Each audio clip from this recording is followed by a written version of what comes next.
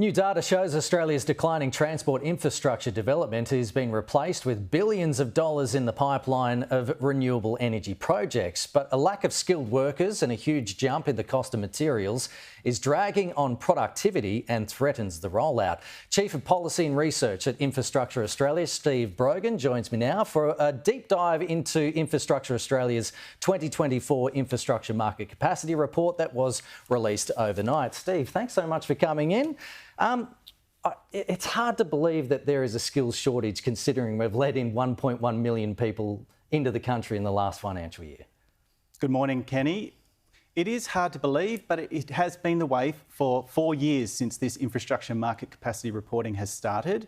And in fact, our fourth edition, released today, shows that the picture has even improved in those 4 years. So we're coming off a far worse situation where the skills shortages is 190,000 people short of what we need to deliver the infrastructure pipeline. Yeah, so about 200,000 people, which is a fair whack as well.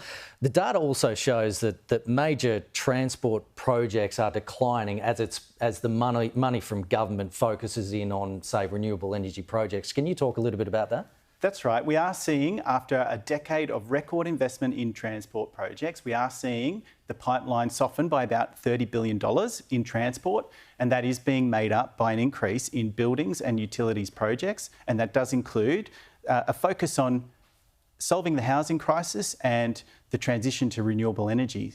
Would it be safe to say that transport infrastructure is suffering in the years ahead because of the focus on renewable energy?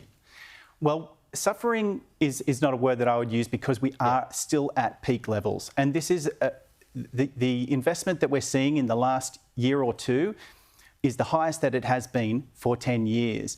So what we're seeing is governments balancing the need to continue with transport infrastructure, and it is 60% of the nation's major public infrastructure pipeline. So it is still the dominant sector.